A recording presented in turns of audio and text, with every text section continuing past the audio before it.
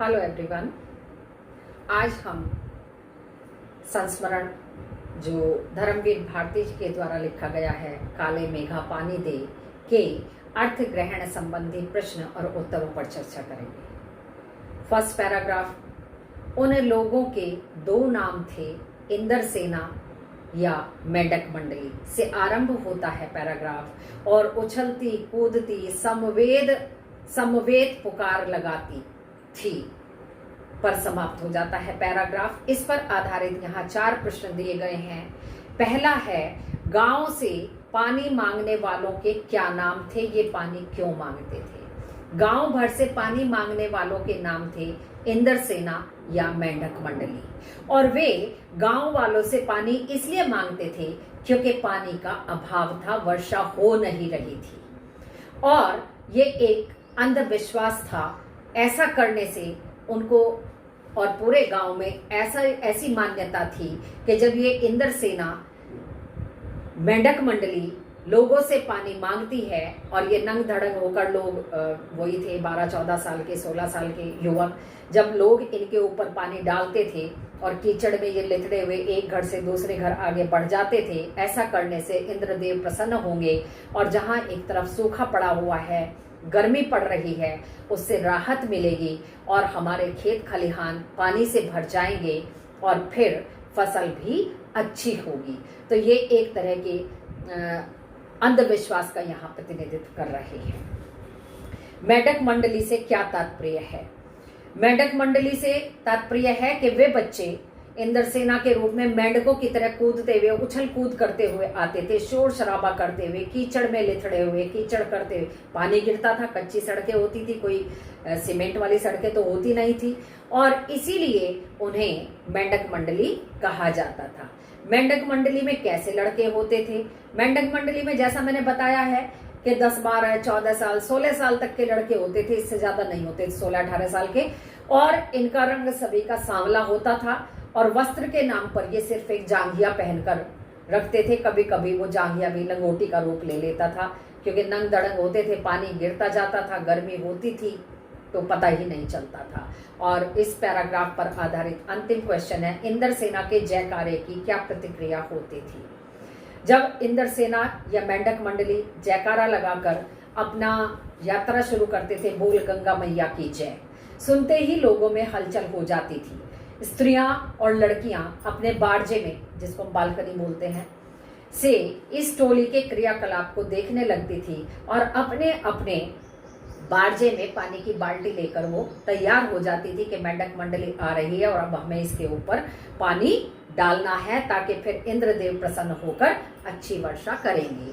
Next paragraph, पानी की आशा पर जैसे सारा जीवन आकर टिक गया हो से आरंभ होता है और अंतिम पंक्ति है, ऐसे ही अंधविश्वासों के कारण हम अंग्रेजों से पिछड़ गए और गुलाम बन गए पर आधारित पहला प्रश्न है, लेखक को कौन सी बात समझ में नहीं आती? लेखक को यह बात समझ में नहीं आती कि जब पानी की सभी तरफ इतनी कमी है, इतना अभाव है, मुश्किल से पीने का पानी एक एक बाल्टी इकट्ठा करके रखते हैं, फिर लोग इतनी कठिनाई से इकट्ठा किया हुआ पानी इन लड़कों पर, इंद्रसेना पर क्यों फेंकते हैं? पानी को बर्बाद क्यों करते हैं? उन्हें यह बात समझ में नहीं आती थी। सेकंड क्वेश्चन है, देश को किस तरह के अंधविश्वास से क्षति होती है? देश को, पहला तो यही यहाँ जो दिया गया है अंधविश्वास के वर्षा ना होने पर पानी की एक तरफ तो कमी होती है और ऐसे में ग्रामीण बच्चे इकट्ठे होकर मंडली बनाकर गंगा मैया की जय बोलकर गलियों में जाते हैं कि हमारे ऊपर पानी डालो, और उससे क्या होगा कि आप पानी की बुआई कर रहे हैं, इंद्रदेव प्रसन्न होंगे और फिर खूब अच्छी सी वर्षा करेंगे। तो इससे सरासर अंधविश्वास को बढ़ावा देना, पाखंड को फैलाना हम इसको कहेंगे, क्योंकि चारों तरफ पानी की कमी है और पानी को क्षति पहुंचाना इसका मुख्य कारण है। तीसरा प्रश्न है, कौन कहता है इंद्र की सेना? इस कथन का व्यंग्य स्पष्ट कीजिए। प्रस्तुत कथन से लेखक ने इंद्रसेना और मेंढक मंडली पर कटाक्ष किया है या व्यंग्य किया है। ये लोग पानी की बर्बादी करते हैं, करवाते हैं और समाज में झूठ, पाखंड, अंधविश्वास को फैलाने का काम करते हैं। यदि ये इंद्र से औरों को पानी दिलवा सकते हैं तो अपने लिए क्यों नहीं मांग लेते? बात तो ये बिल्कुल सही है। दूसरों से तो पानी अपने ऊपर डलवा रहे हैं, वैसे ही बैठ के प्रेयर कर लें, कुछ और वृक्ष लगा लें, पेड़ पौधे लगा लें, साफ स्वच्छता का ध्यान रख लें, तो और बहुत सारे काम हैं ऐसे। इंद्रसेना के विरोध में लेखक क्या तर्क देते हैं? इंद्रसेना के विरोध में लेखक ने कहा कि यदि यह इंद्रसेना इंद्र महाराज से पानी दिलवा सकती है तो यह अपने लिए गड़ा भर के पानी क्यों नहीं मांग लेती उनसे? यह सेना मोहल्ले का पानी तो बर्बाद करवा रही है कि आप हम पर डालो, फिर आपको इसका 10 गुना होकर मिलेगा। ये स्वयं ही प्रयास क्यों नहीं करते और खुद का गड़ा क्यों नहीं भरवा लेते? बात तो ये बिल्कुल ठीक है। एक और मेरा भी तर्क होता है कई बार कि ये जो शनिदान वाले आते हैं, मांगते हैं, यदि ये हमारा 1 रुपया लेकर, सिक्का लेकर, 10 रुपया लेकर शनि हमारा उतार सकते हैं तो अपना उतार लेना बेचारे पहले। Sorry, next question, next paragraph है। लेकिन इस बार मैंने साफ इनकार कर दिया से आरंभ होता है। इसीलिए ऋषि मुनियों ने दान को सबसे बड़ा या सबसे ऊंचा स्थान दिया है पर आधारित पहला प्रश्न है, लेखक ने किस कार्य से इनकार किया तथा क्यों? लेखक ने जब जीजी ने कहा ना मेंढक मंडली आई, उस पर कहा कि ये बाल्टी पानी की भरी रखी है, मैं तो बूढ़ी थी, जीजी बड़ी थी उम्र में और उठा नहीं पा रही थी, लेखक से आग्रह किया कि तुम इसको उठाकर डाल दो। लेखक ने मना कर दिया। लेखक ने कहा मैं तो ये पानी नहीं डालूंगा क्योंकि ये इन पर पानी डालना पानी की सरासर बर्बादी कर समाज में अंधविश्वास फैलाना है, इसलिए मैं ये पानी खराब नहीं करूंगा, क्षति नहीं पहुंचाऊंगा समाज को। सेकंड क्वेश्चन है, पानी डालते समय जीजी की क्या हालत थी? अब जीजी बुजुर्ग थी तो पानी डालते समय जीजी के हाथ कांप रहे थे, उनके बूढ़े पांव डगमगा रहे थे, आयु ज्यादा थी और कमजोर भी हो गई थी बुढ़ापे में, तो इसलिए उनसे वह कार्य नहीं हो रहा था, इसीलिए वो, और फिर दूसरा एक मुख्य कारण था ताकि इसका पुण्य लेखक को मिल सके, इसलिए भी वो लेखक से करवाना चाहती थी। जीजी ने नाराज लेखक से क्या कहा? जीजी ने नाराज लेखक को सबसे तो पहले बोलने से पहले जैसे वो मुंह खोलते उसके मुंह में लड्डू और मठरी डाल दिया ताकि वो चुप हो जाए, और फिर लेखक इनकार कर रहे थे उस पर न खाने पर उन्होंने थोड़ा आक्रोश दिखाया, वो तमतमाई और फिर प्यार से कहा यह अंधविश्वास नहीं है, यदि हम इंद्रदेव को अर्घ्य नहीं देंगे, जल समर्पित नहीं करेंगे तो वे हमें पानी कैसे देंगे वर्षा के रूप में? यानी गुस्सा तो आया परंतु ठीक पुत्रवत अपने पुत्र की भांति बहुत ही प्रेम से उन्होंने लेखक को समझाया। और अंतिम क्वेश्चन है इस पैराग्राफ का, जीजी ने दान के पक्ष में क्या तर्क दिया? ये बहुत सुंदर तर्क है जो यहाँ जीजी ने दिया है। जीजी ने दान के संबंध में यह तर्क दिया कि देखो जो चीज हमारे पास बहुत ज्यादा है उसका दान करने का कतई भी पुण्य नहीं मिलता, क्योंकि वो चीज तो हमारे पास बहुत ज्यादा हम कम करना चाहते हैं, अपने पास से दूर करना चाहते हैं, उस चीज को हम इसलिए दे रहे हैं दूसरे को। वास्तव में दान उस वस्तु का माना जाता है जिस वस्तु की हमारे पास भी कमी हो, जिसकी आवश्यकता हमें भी हो। यदि हम किसी जरूरतमंद व्यक्ति को वैसी वस्तु दान में देते हैं तो उसका निश्चय ही हमें पुण्य मिलता है। तो वास्तव में ये तर्क अकाट्य है, इसका दूसरा कोई तर्क नहीं दिया जा सकता, कोई जवाब नहीं दिया जा सकता। क्योंकि पानी का अभाव था, पानी की कमी थी, जितनी आवश्यकता पूरे समाज को पानी की थी उतनी ही आवश्यकता जीजी को भी थी। जीजी तो बुजुर्ग थी, उतना ही इकट्ठा करना मुश्किल था। तो उन्होंने कहा कि वास्तव में इसका पुण्य जरूर मिलता है और ये पुण्य की सही परिभाषा भी है। नेक्स्ट और अंतिम पैराग्राफ आज का, कभी कभी कैसे कैसे संदर्भों में ये बातें मन को कचोट जाती हैं से आरंभ होकर बैल प्यासे के प्यासे रह जाते हैं, आखिर कब बदलेगी यह स्थिति? ये अंतिम पैराग्राफ है स्टूडेंट्स, पर आधारित लेखक के मन को क्या बातें कचोटती हैं और क्यों?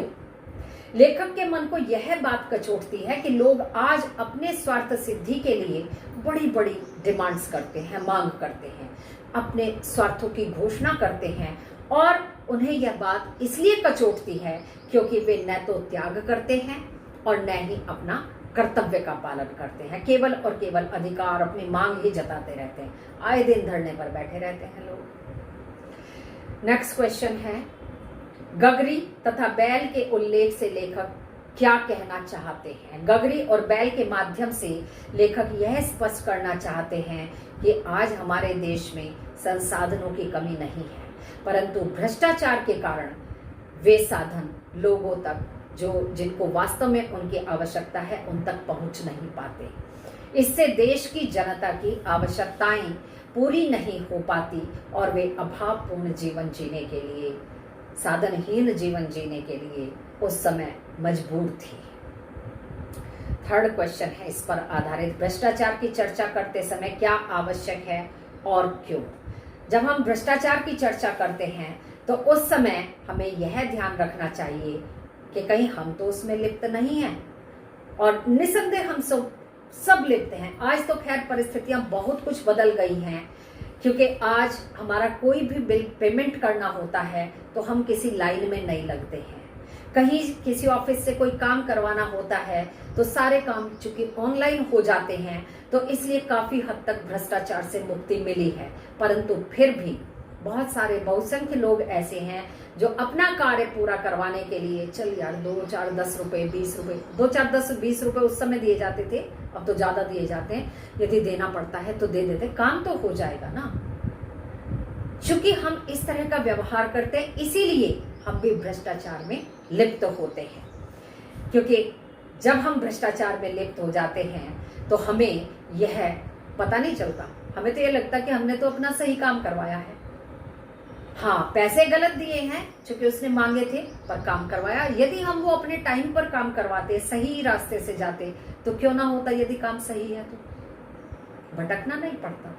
पर चूंकि हम भी उसके पक्षधर हैं, इसीलिए हम लोग भी सबसे ज्यादा भ्रष्टाचार में लिप्त आम आदमी होता है, भ्रष्ट भी होता है।